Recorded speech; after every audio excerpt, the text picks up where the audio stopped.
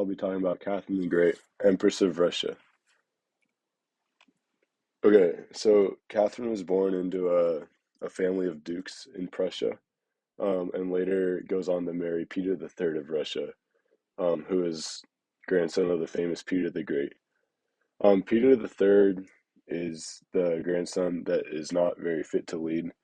Is kind of incompetent throughout his whole entire ruling, which leads his mother Elizabeth of Russia, to be the empress, kind of creating the pathway for Catherine to step into that ruling position. Um, she has an unhappy marriage with Peter the Third, and throughout this marriage, she has multiple affairs and sees that Peter the Third really isn't a great leader, and there's not much going on. And so eventually, once Elizabeth of Russia, so the mom of Peter the Third, dies, she kind of sees her opening to gain the throne and become Empress of Russia. She's actually second cousins with her husband as well. And there's a whole lot of inner family marriage stuff going on here. Okay, so leading up to her power, um, the people of Russia heavily support her because of her liberal ideologies. And she's very charming, and compared to her husband, people just like her more. Um, she has lots of affairs. A notable one, Grigory Orlov.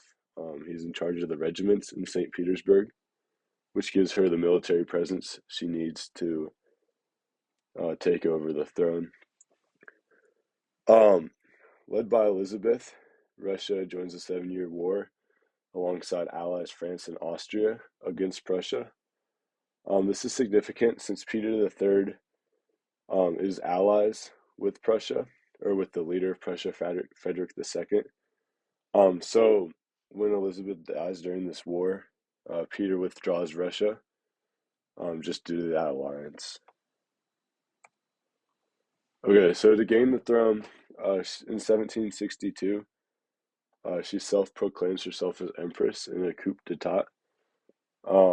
Peter the Third gives up the throne because he knows he has no support from the public and that Catherine has military backing. Peter the Third is assassinated 8 days later, actually. Um, Catherine says it wasn't her, but it was people under her that ultimately did it. And so historians believe that she kind of told him, "Hey, go take this guy out. Like he could be a threat." Um, but besides this, she sustains the popularity of the people, and nobody really thinks about it too much since she is the sought after empress. Okay, to start her rule, her first kind of step is to replenish the state treasury when she becomes empress. In order to do this, she needs to find money from somewhere, and so she reduces clergy land ownership, and she kind of gives that land to people for money. And she appoints Stanislaw Poniatowski as the king of Poland. Since Poland is kind of in a in-between area in rulers, and they don't know what they want to do. And Poniatowski is loyal to Catherine. So all of a sudden she has power in Poland as well. And she keeps friendly relations with France and Austria. And after they withdrew from the Seven-Year War, there's all of a sudden like a friendship between Russia and Prussia, which is really good for the alliance. However, her attempts at making Russia into like a Western country uh, kind of go down the drain when she's trying to learn teachings from the Western philosophers such as Montesquieu and Jean Jacques, just because they don't respond with the way the monarchy is set up in Russia. So she goes around and gets representatives from all classes, or that's what she says, but she doesn't get the serf class, but every other class besides the serfs, um, and tries to get together to draft a constitution for Russia. However, none of them can really decide upon a set of laws that would work for all of them. And so they try to forget about the official constitution, and Catherine chooses to focus on military power instead and just overall power of the nation of Russia. Okay, so at this time, um, the Ottoman Empire is becoming much more powerful, and they're upset that Catherine is interfering with Poland's internal affairs by electing the king, that she wanted to be there. And so Catherine is super happy to fight this war because she wants to show the military prowess that um, she has kind of gathered up in her time as empress and wants to show off that Russia is a legit military presence in Europe.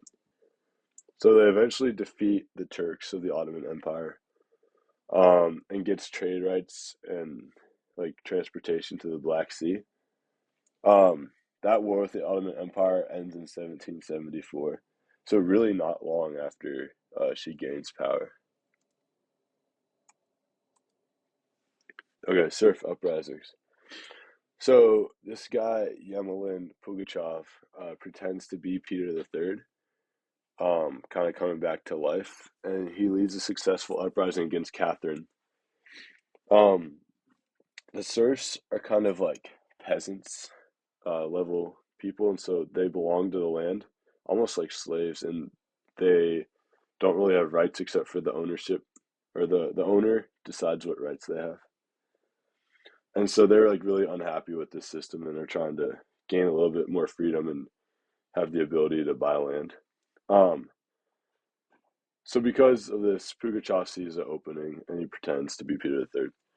Pugachev is eventually beheaded, but the uprisings he created keep protests alive against Catherine. Um, and so to kind of combat this, Catherine says, "Well, if I can't control you guys, I'm just gonna take your land and give it to loyal nobles that are around me, and so they have control over you." And so she ends up taking land from Ukraine that she says is land of the crown, and ends up giving it to her loyal nobles, which gives her more spies and eyes around the country. By the end of her reign, most of all serfs are prisoned again to the land that they're from.